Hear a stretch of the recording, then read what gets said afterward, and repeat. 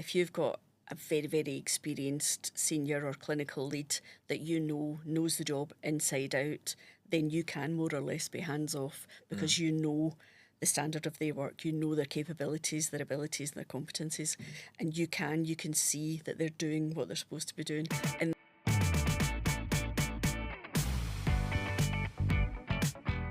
Hi, Laura.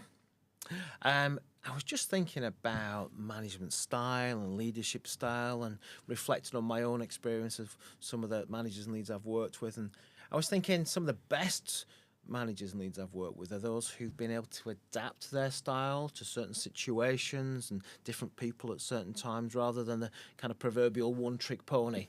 So I'm just keen to tap into your experience within social care. How have you been able to kind of adapt your leadership style? I think as managers, you'll come in with your own style of management. We're all individuals. We all do the same job, but completely different way. And I think you have to be very adaptable. You can't, it's not a one size fits all. Situations change, regularly, as you can imagine. So you have to be able to switch and adapt as the situation demands.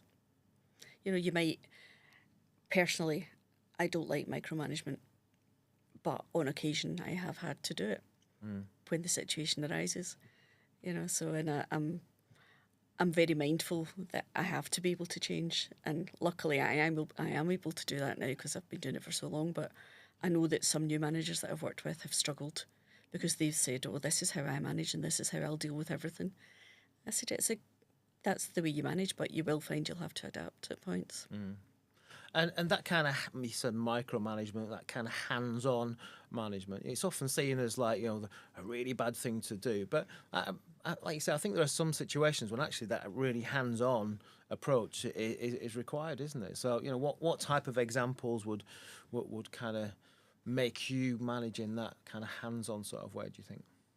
For example, if we have a safeguarding issue or a CQC issue, then I have to be very hands-on and I do have to micromanage the team members because I need them to do specific things at specific times so that we can gather all the evidence we need to either refute the claim or to substantiate it. So in that instance, then I would step into the hands-on, almost micromanagement style. And maybe I would imagine when somebody, for example, is maybe new as well, maybe they need that little bit more direction. Yeah, there's an element of micromanagement when it's someone new. I wouldn't overly manage them. I'd let them find their way and then point them in the right direction without sort of dictating to them every single thing they need to do. So it's knowing where to step in and where to sort of step back. So maybe, once again, if I'm thinking out loud, if somebody's maybe not performing very well, there's a performance issue going on, that feels like an opportunity to have more of a hands-on approach. Definitely, yeah. Yeah, you'd have the informal conversation first, and then it would probably evolve into micromanagement to make sure that they're meeting the objectives that you set them and that they're actually doing what you've asked them to do. Yeah. So in terms of hands-off, sometimes I've seen that taken to the nth degree where it almost appears like abdication. So where are you on that? How do you demonstrate a hands-off approach, but not in an abdication kind of way? I think it's obviously if you know your team well enough, if you've got a very, very experienced senior or clinical lead that knows the job inside out, then you can more or less be hands off because you know the standard of their work, you know their capabilities, their abilities, their competencies, and you can see that they're doing what they're supposed to be doing. In that case, I would stay hands off because I'd probably just annoy them if I wasn't. And I know I can trust them to do what they're supposed to be doing. But 9 times out of 10, you need a kind of a mix. You wouldn't be completely hands off unless you knew that person very, very well. Once again, maybe it's around trust. I know we've spoken about trust on various other episodes of this. Yeah, definitely. You trust that they know what they're doing. Yeah. You know they know their job inside out. They've been doing it for a long time. They know how you like to work. You work well together as a team. You basically don't have to tell them what to do. They know without you having to be told. So, yeah.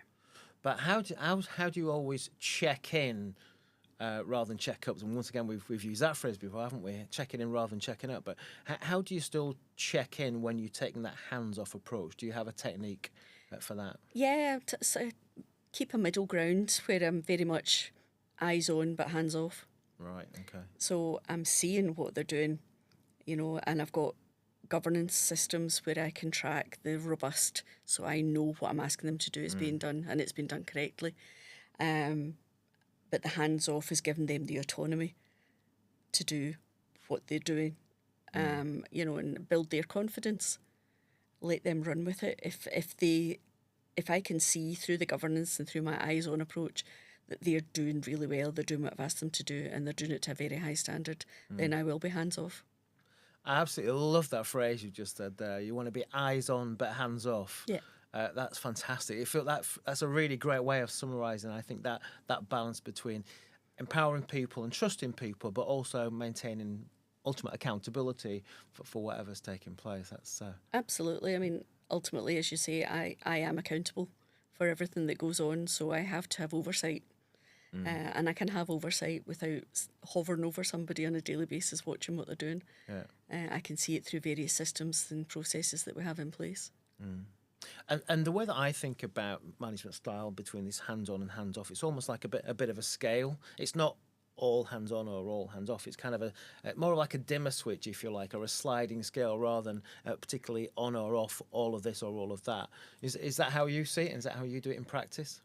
I really like that dimmer switch analogy. That's really good. Yeah, that's very much. I will dim the lights if I'm completely hands off. If I know that I don't need to observe, and then I'll turn them up a bit when I know I have to step in and support.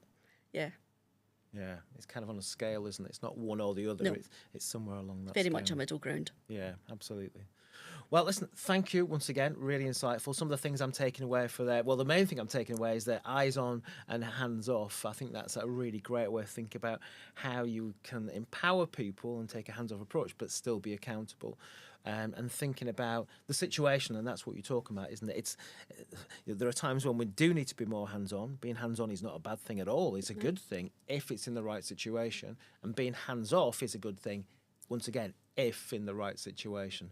And thinking about that kind of dimmer switch or volume button or whatever works for you, really. Thinking about, do I need to do a bit more of it? Need to do a bit less of it? Yeah, it's a fine balancing act, isn't it? Definitely. Yeah. Yeah. Brilliant. Thank you very much. No, thank you. Thank you.